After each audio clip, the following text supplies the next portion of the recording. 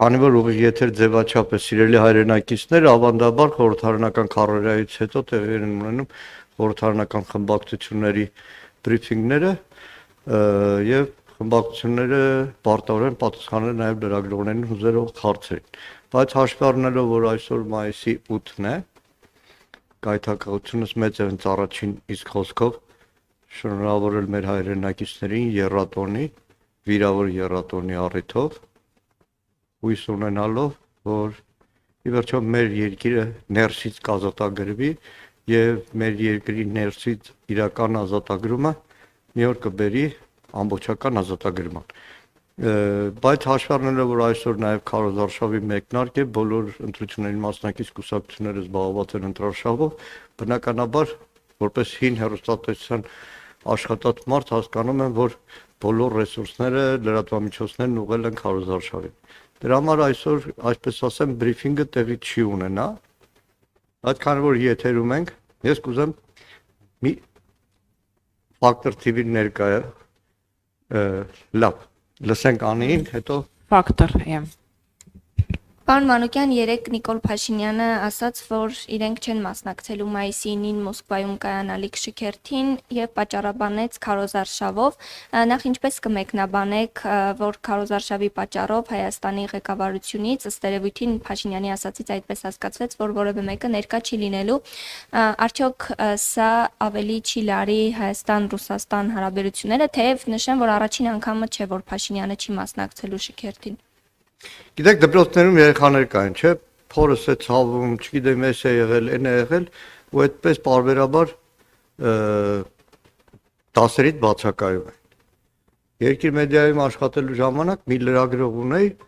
որը կարծեմ 8-րդ անգամ տատի հուղարկավորությանը մասնակցելուց հետո խնդրեցի իր տատիների ցանկը տա։ Հիմա Նիկոլ Փաշինյանը կարող ասել, օրինակ կորոնավիրուս է վարակվել մի օրով, երկու օրով,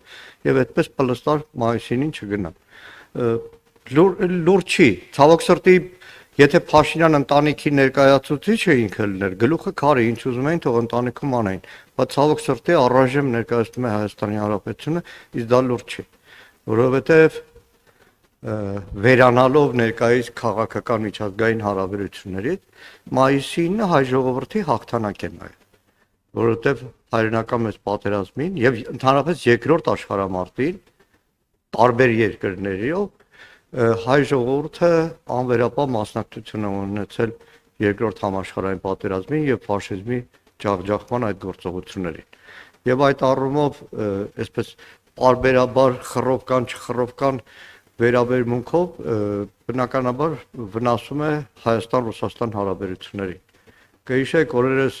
ոչ պաշտոնական իշխանական ռեսուրսով քարոզարշավին գյուղերից մեկում մեկ ասաց լավ գազ տվեցիր Պուտինին, ակամա այդ պահին մտքումս ուրիշ բան եկավ, այդ գազ տալով ոգևորվելու հետևանքը նույն գազով բոլոր մեր հայրենակիցների վրա է տարածվել։ Եվ ընդհանրապես աշխարհում ընդունված է, որ խոշոր տերությունների հետ այդպես մանր անչափահաս երեխայի նման չեն վարում։ Պարոն Մանուկյան, երեկ նաև Նիկոլ Փաշինյանը անդրադարձավ Վեդու աղմկահարույց դեպքին եւ նշեց, որ դա բացահայտվել է իրավապահների կողմից, նաև ասաց, որ իրավապահ համակարգից լրագրողներին ինֆորմացիա տալու հետ կապված կա քրեական վարույթ եւ ասաց, որ աշխատակիցներ կազատվեն եւ ասաց, որ նաև ազատվել են։ Փաշինյանի այդ հայտարարությունից հետո երեկոյան հայտնի դարձավ, որ իսկապես կառույցից ազատվել են աշխատակիցներ, ոստիկան եւ նաեւ քննչական կոմիտեից կխնդրեմ դուք որպես այսպես ասած մամուլի մարդ ասեք ընդունված պրակտիկա է որ օրինակ իրավապահ համակարգից կարող են լրագրողներին տալ ինֆորմացիաներ եւ նաեւ ինչպես կգնահատեք Փաշինյանի այդ հայտարարությունը որ ինֆորմացիա տալու համար կա հարուցված քրեական գործ Վեդին մի քիչ շատ ավելի ծանր թեմա է եւ մի քանի շերտ է պարունակում Շերտ համար 1, որ բացահայտում է, որ մեր հասարակությունում ցավոք սրտի կան նման այլանդակություններ։ Եվ հասարակության խնդիրն է այդ քաղցկեղ, այդ խոցը մեր հասարակությունից վերացնել։ Երկրորդ շերտ Վեդու դեպքերը ցույց տվեցին, որ իրավապահ համակարգը միշտ չի որ adekvat է, իրավապահ համակարգը ամբողջությամբ լծված է քաղաքական հետապնդումներին եւ կեղծ շինծու մեղադրանքներով ինքը հարյուրավոր, հազարավոր մեր հայրենակիցների կարող է քրեական հետապնդման ենթարկել, բայց այնտեղ որտեղ կա իրական քրեական, այն էլ այլանդակ քրեական դեպք, ամիսներով կարող է այդ հարցով որը մատը մատին չխփել։ Անցնող 2 օրերին ազգային ժողովում գլխավոր դատախազ, քննչական ծառայության պետ, քրտինքը ճակատներին փորձում էին հիմնավորել, որ քնչական գործողություններն արվել են, աշխատել են, արդարացնում էին իրենց ամբողջ համակարգը, մինչև երեկոյան հայտնի դարձավ մարզի դատախազ, ոստիկանության ռեգիոնալ վարչության պետ, քնչական ծառայության պետ, բաժնի պետեր, բոլորին շղկալով պաշտոններից ազատել են, որը խոսում է մի բանի մասին, որ նրանք թերացել են, իրոք թերացել են, կամ Նիկոլ Փաշինյանի կամակորությունն է, ես ավելի շատ ենթադրում եմ, որ իրականում թերացել են, իրականում հանցավոր անփութություն են դրսևորել, բայց դրա համար նրանք երբեք իրենց շեֆերի կողմից պատասխանատվությանի չէին ենթարկվի, որտեղ ծառայող մարդիկ են եղել, երեք հայտնի դարձավ, որ քննչական ծառայության պետը Արմեն Աշոտյանի գործով, քաղաքական հետապնդման գործով եղել է քրեական գործ կարողը, այլ պարզապես Նիկոլ Փաշինյանը, ինչպես պարբերաբար է լինում, անհավասարակշիռ կեցվածքով զոհեր է պահանջում։ Եվ ող անեն ականջներին բոլորը, քննիչ, ոստիկան, դատախազ, բոլորը, իրենք բոլորը, նույն ազգային ժողովի ամբիոնից ասել եմ բոլոր այդ ծառայությունների ղեկավարներին, բոլորը Նիկոլ Փաշինյանի կամակորության հետևանքով, ինչպես ասել եմ ազգային ժողովի ամբիոնից, պրոպկի պես թռնելու են։ Բայց նաև այստեղ կա Փաշինյանական ինքնապաշտպանական են հոտառություն բնազդը։ Հասկացա, որ հասարակության մեջ էլեկտրականացված մթնոլորտ է, որոշեց, որ զոհաբերումներ պետք է անի։ Բայց դա ասես իրենց այսպես ասած անգործության հետևանքով էր, թե լրագրողներին ինֆորմացիա տալու համար։ Գիտեք, իրականում այն ամբողջ հետաքննական այսպես տաժանակիր գործը, որ Սյուզիներ անում, եւ շնորհակալություն փաստաբաններին, եւ Լուսինեին Մարտիրոսյան եւ Վարդուհուն, հասարակության իրենք շատ ավելի, այսպես ասեմ, հայտնի դարձած թեև տարիներ շարունակ մեր քաղաքական հետապնդման ենթարկվող հայրենակիցների շահերը պաշտպանել են շատ շատերի, բայց Լուսինեն եւ Վարդուհին շատ ավելի այսպես որպես կին, որպես մայր ավելի հայտնի դարձան 18-ամյա Դավիթ Մինասյանի ձերբակալման օրերին, երբ որ ուղղակի մորից ավելի մայր լինելով Դավիթի կողքին էին, ուղղակի տեղեկատվության արտահոս չեմ կարծում իրավապահների կողմից է։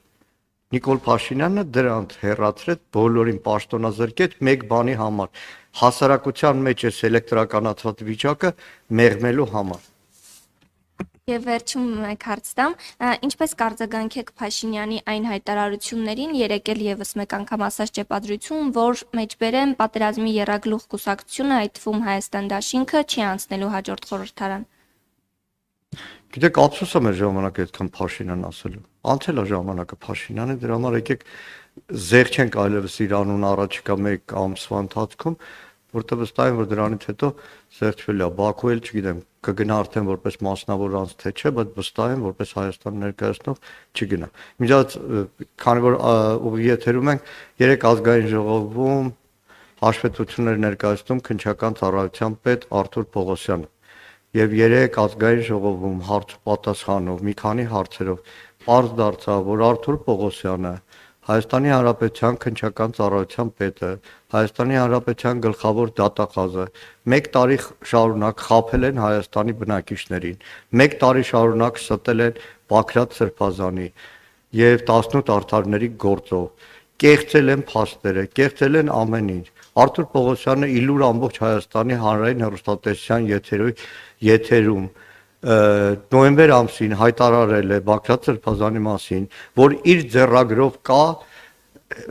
ահաբեկչության ծրագիր։ Երեք հարցնում եմ Արթուր Պողոսյանի, իր ձեռագրով, որ ասում եք փորձաքննություն անցել է թե չէ, լրագրող եք առնվազն հայերենը դրա համար տիրապետում եք հայերենին, ասեց իր ասելով ես ի նկատի չունեմ իրեն, այլ նկատի ունեմ խումբ։ Բացահայտվեց, որ Արթուր Պողոսյանը ՍՏԼ է, այսպես կեղծիքով սրբազանը մնում է կալանքի տակ եւ 18 արդարների շատ-շատերը մնում են տնային կալանքի տակ, այդ թվում մեր գործընկեր Արթուր Սարգսյանը, իմ դաշնակցական երկար տարիների ընկեր Իգոր Սարգսյանը։ Շնորհակալ եմ։ Շնորհակալություն։